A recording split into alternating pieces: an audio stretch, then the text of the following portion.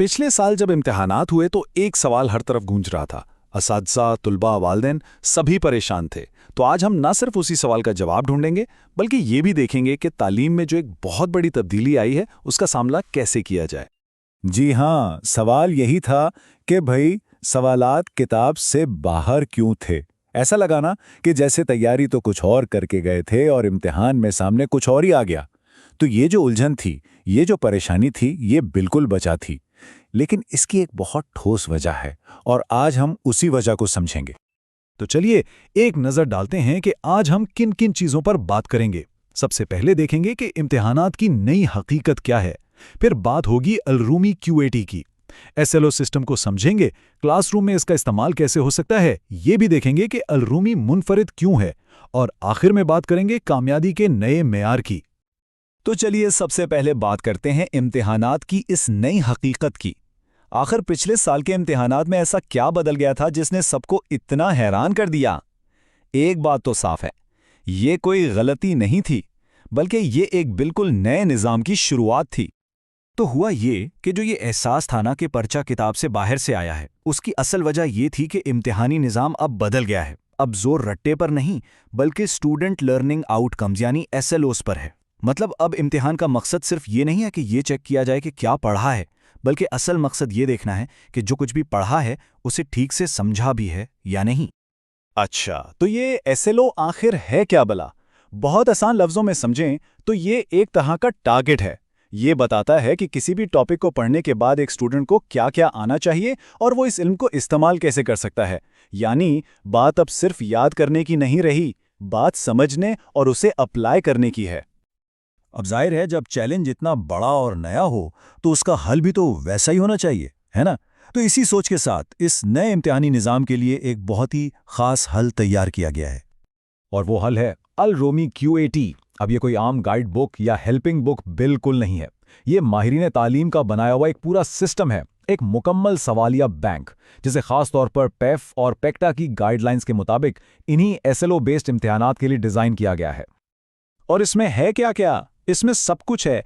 MCQs हैं, मुख्तसर सवालात यानी CRQs हैं और लंबे तफसीली सवालात भी हैं। यहाँ तक कि उर्दू और इंग्लिश के लिए जो पैराग्राफ वाले सवालात होते हैं वो भी शामिल हैं। और सिर्फ यही नहीं, मतलूबा अल्फाज की तादाद के हिसाब से मज़ामीन, कहानियाँ और खतूत भी, मतलब तैयारी में कोई कसर ना रह जाए।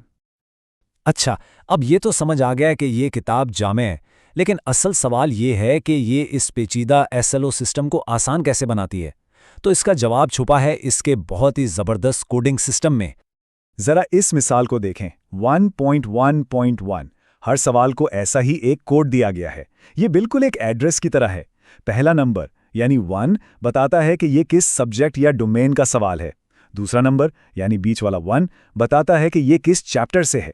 और तीसरा नंबर यानी आखिरी 1 सीधा उस SLO यानी उस मखसूस महारत की निशानदेही करता है जिसका ये सवाल है। इस सिस्टम से टीचर के लिए हर सवाल को सिलेबस से जोड़ना बेहद आसान हो जाता है। तो ये सिस्टम सिर्फ समझने के लिए नहीं है, बल्कि ये क्लासरूम में रोज़मर्रा की पढ़ाई को बहुत ज़्यादा आसान और मौसर बनाने का एक अमली तरीका भी देता है। और तरीका बहुत ही सीधा साधा है। सिर्फ 3 स्टेप्स हैं।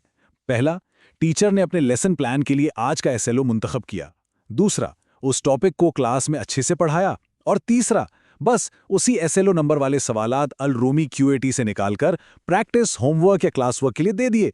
कितना आसान है, पढ़ाई और प्रैक्टिस एक साथ। अब हो सकता है कि जहन में आए कि मार्केट में तो और भी किताबें हैं, तो फिर अल-रूमी ही क्यों? इसमें ऐसी क्या खास बात है जो इसे बाकी सबसे अलग करती है? आइए जरा इसका एक मुवाजना करके देखते हैं। देखें, मार्केट की ज़्यादातर किताबें क्या करती हैं, वो या तो सिर्फ टेक्स्ट बुक की मशकों के हल दे देती हैं या फिर पुराने पेपर्स को ही छाप देती हैं। जबकि अल-रूमी QAT बिल्कुल अलग है।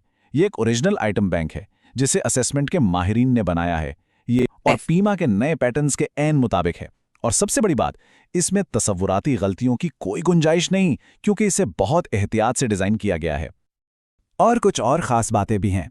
हर एक सवाल के साथ उसका कॉग्निटिव लेवल यानी इल्मी सतह भी लिखी है कि ये सवाल नॉलेज का है, समझबूझ यानी कॉम्प्रीहेंशन का है या फिर एप्लीकेशन का। इससे टीचर्स को बहुत मदद मिलती है। फिर हर एक एसएलओ के लिए कम से कम 5 अलग-अलग एमसीक्यूज दिए गए हैं ताकि प्रैक्टिस अच्छी तरह हो सके। और हाँ, तमाम एमसीक्यूज और टेस्ट्स की आंसर कीज भी साथ हैं ताकि मार्किंग में आसानी हो। तो ये सारी चीज़ें जब इकट्ठी होती हैं तो ये सिर्फ इम्तिहान में पास होने की बात नहीं रहती, बल्कि ये सीखने के पूरे अमल को एक नए लेवल पर ले जाती हैं, कामयाबी का एक नया मायार सेट करती हैं। बिल्कुल, ये सिर्फ एक इम्तिहानी गाइड नहीं है, ये एक मुकम्मल सिस्टम है। एक ऐसा सिस्टम जो रट्टे से हटकर हकीकी सीखने को फ़रोग़ देता है ताकि स्टूडेंट्स इस नई SLO बेस्ड हकीकत में यकीनी तौर पर कामयाब हों। ये रट्टा कल्चर के खात्मे और हकीकी तालीम की तरफ एक बहुत बड़ा कदम है। और जब तैयारी इतनी गहरी हो, इतनी जामे हो, इतनी टारगेटेड हो, तो फिर नए कैट इम्तिहान में 100% कामयाबी का हदफ बिल्कुल भी मुश्किल नहीं रहता। अब ये मुमकिन है। तो आखिर में एक सवाल पर बात को ख़त्म करते हैं। कैसा हो अगर इम्तिहान की तैयारी का अमल खुद इतना शानदार हो जाए कि वो क्लासरूम में सीखने के पूरे मयार को ही बुलंद कर दे। जब तैयारी ऐसी होगी तो कामयाबी एक मंजिल नहीं बल्कि सफ़र का एक कुदरती नतीजा बन जाएगी। और अल रूमी Q80 इसी सोच को हकीकत बनाने का एक जरिया है।